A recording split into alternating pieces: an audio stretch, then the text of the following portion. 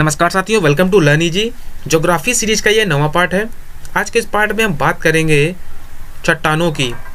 चट्टानों में आज हम बात करेंगे आग्नेय, अवसादी और रूपांतरित चट्टानों की।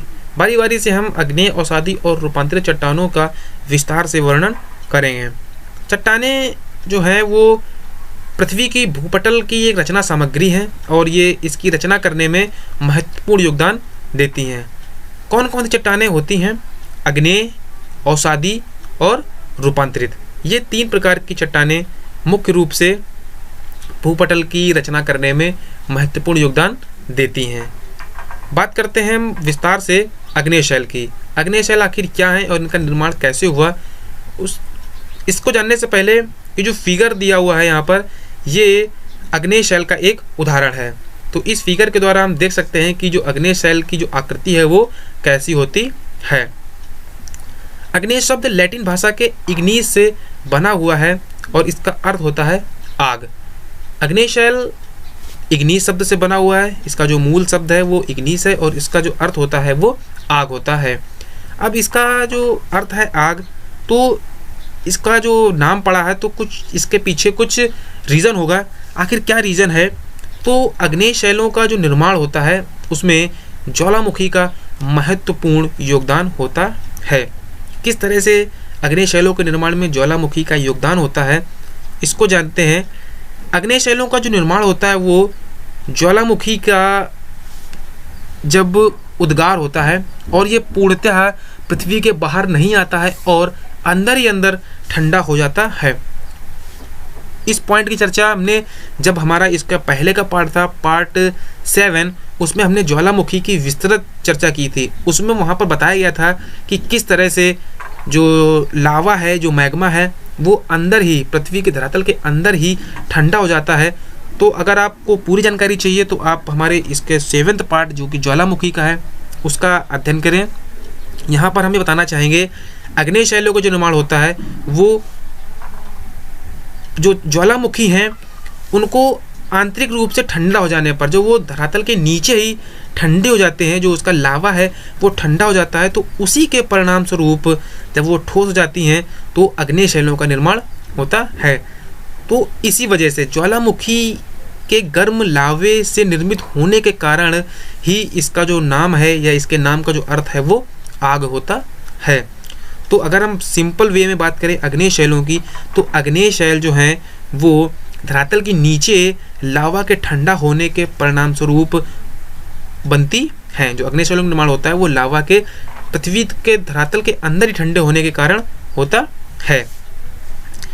इन शैलों में लोहा तथा मैग्नीशियम युक्त सिलिकेट खनिजों की अधिकता होती है। जो आग्नेय शैल होती हैं इनमें किन किन खनिजों की अधिकता होती है? तो इन शैलों में लोहा तथा मैग्नीशियम युक्त सिलिकेट, लोहा और मैग्नीशियम युक्त जो सिलिकेट हैं उन खनिजों की अधिकता होती है। तो आग्नेय चट्टानों में लोहा, मैग्नीशियम अधिक मात्रा में पाया जाता है। पृथ्वी की उत्पत्ति के बाद सबसे पहले इन्हीं का निर्माण हुआ, इसलिए इन्हें प्राथमिक शैल कहा जाता है।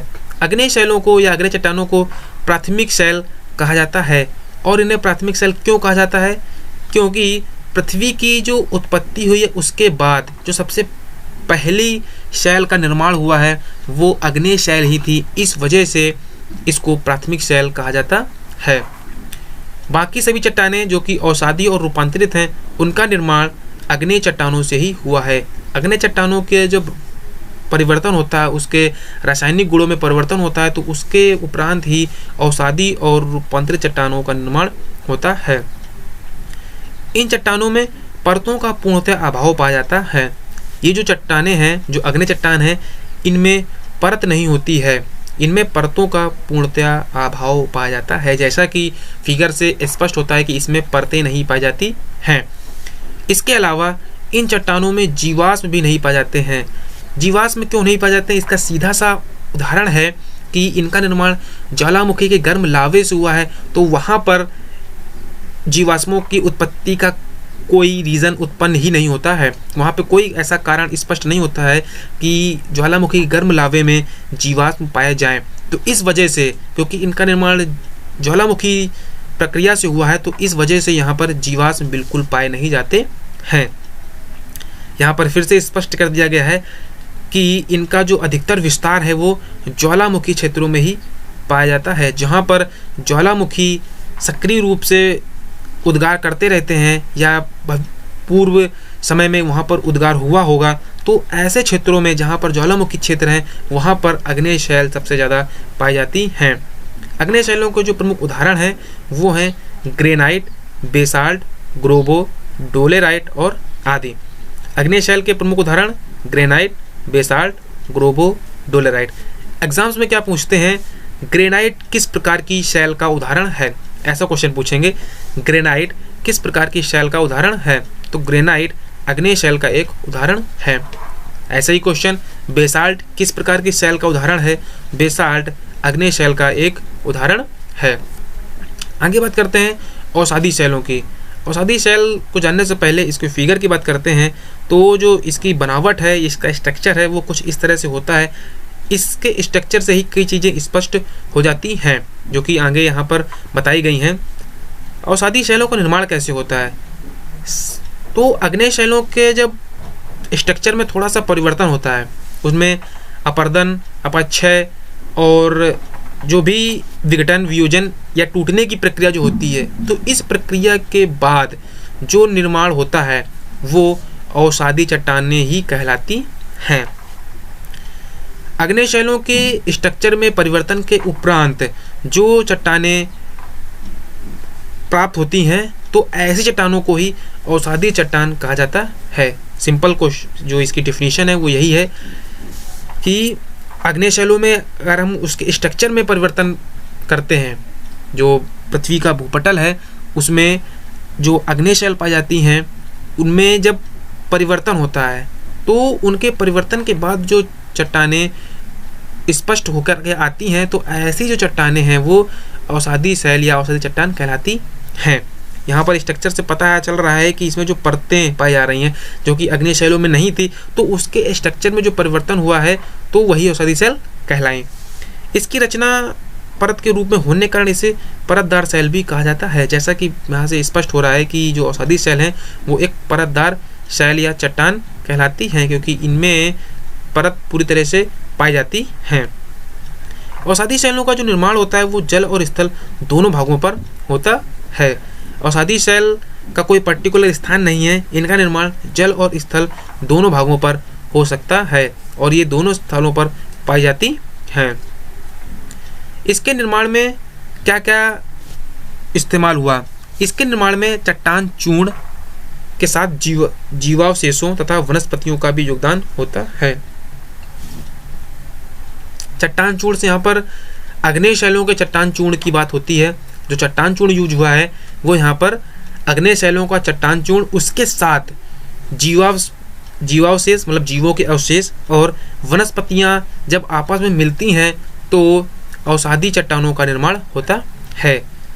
औषधि शैलों में क्या क्या होता है, औषधि शैलों में 80% सेल होता है, 12% बलुआ पत्थर और 8% चूने का पत्थर होता है। इन सभी का मिश्रण औषधि शैल कहलाता है।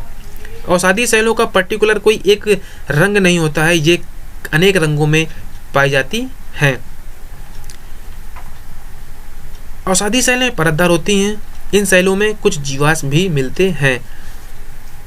औषधि शैल की विशेषता क्या है कि ये परतदार होती हैं और इनमें जीवाश्म भी पाए जाते हैं। इनका जो स्ट्रक्चर है उसमें 80% सेल, 12% बलुआ पत्थर और 8% चूने का पत्थर होता है और ये कई रंगों में पाई जाती हैं। औषधि चट्टानों को द्वितीयक चट्टान भी कहा जाता है। औषधि चट्टानों को द्वितीयक चट्टान क्यों कहा जाता है, क्योंकि आग्नेय शैलों के स्ट्रक्चर में परिवर्तन होने के उपरांत ही ये चट्टानें बनती हैं, तो इस वजह से इनको द्वितीयक चट्टान भी कहा जाता है। औषधि शैल के कुछ उदाहरण हैं, कौन कौन से, बलुआ पत्थर, चूना पत्थर, सेल, कांग्लोमरेट, नमक की चट्टानें और डोलोमाइट। ये औषधि शैल के कुछ उदाहरण हैं, जिसमें से डोलोमाइट कई बार पूछा गया है कि डोलोमाइट किस प्रकार की शैल का उदाहरण है, तो डोलोमाइट औषधि शैल का उदाहरण है। इसके अलावा कांग्लोमरेट भी कई बार पूछा गया है, तो कांग्लोमरेट किस प्रकार का चट्टानों का उदाहरण है, तो कांग्लोमरेट भी औषधि शैलों का ही एक उदाहरण है। इसमें इम्पॉर्टेंट इसका स्ट्रक्चर है कि इसमें कौन कौन से पदार्थ पाए जाते हैं। तो इसमें 80% सेल, 12% बलुआ पत्थर और 8% चूने का पत्थर पाया जाता है। तो ये कुछ इंपॉर्टेंट था औषधि के बारे में। आगे बात करते हैं रूपांतरित या कायांतरित सेल। जब आग्नेय और औषधि पूरी तरह से अपने स्ट्रक्चर को बदल देती हैं, उनके स्ट्रक्चर में पूर्णतः बदलाव हो जाता है, तो उसके उपरांत रूपांतरित चट्टानें प्रकाश में आती हैं।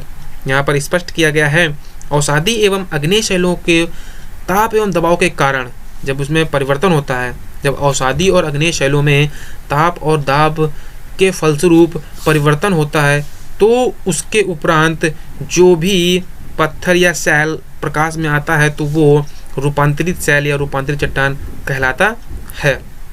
ये पूर्णतः आग्नेय शैल का रूपांतरित रूप है। जब आग्नेय शैल और औषधि में पूर्णतः परिवर्तन हो जाते हैं तो इस चट्टान या इस शैल का निर्माण होता है।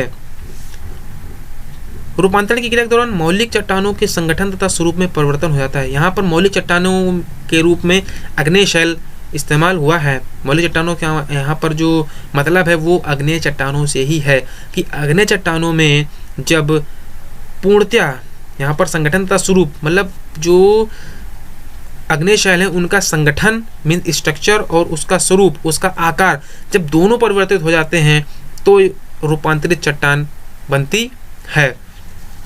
इसके कुछ उदाहरण हैं नीस, ग्रेफाइट, संगमरमर, कार्डजाइट और सिस्ट। ये रूपांतरित चट्टानों के कुछ उदाहरण हैं। तो रूपांतरित चट्टानों के जो उदाहरण हैं वो हैं ग्रेफाइट, नीस, कार्डजाइट, संगमरमर और सिस्ट। एग्जाम्स में भी इसको कई बार पूछा गया है, संगमरमर किस प्रकार का उदाहरण है या किस प्रकार की सेल का उदाहरण है। तो संगमरमर रूपांतरित या कायांतरित सेल का उदाहरण है। तो साथियों, आज के इस वीडियो में हमने चट्टानों जिसमें से हमने आग्नेय, औषधि और रूपांतरित चट्टानों की चर्चा की। अगर आपको ये वीडियो अच्छा लगे तो इसे ज़्यादा से ज़्यादा लाइक और शेयर करें। हमारा नेक्स्ट वीडियो की अपलोड पाने के लिए हमारे चैनल को जरूर सब्सक्राइब करें। इसके अलावा आप हमसे फेसबुक पर भी जुड़ सकते हैं। फेसबुक पर आप हमें लर्न ईजी नाम से, जो कि पेज और ग्रुप दोनों हैं, तो वहाँ से आप हमारे द्वारा जुड़ सकते हैं और स्टडी मटेरियल और हमारे सभी वीडियो यहाँ से आसानी से प्राप्त किया सकते हैं। तो अगर आप हमारे इस ग्रुप से जुड़ना चाहते हैं तो इस वीडियो के डिस्क्रिप्शन में लिंक दिए हुए हैं, वहाँ से आप बहुत ही ईजिली हमसे जुड़ सकते हैं। तो इस वीडियो को ज़्यादा से ज़्यादा लाइक और शेयर करें जिससे अधिक से अधिक लोगों को इसका लाभ मिले। वीडियो देखने के लिए आपका बहुत बहुत धन्यवाद।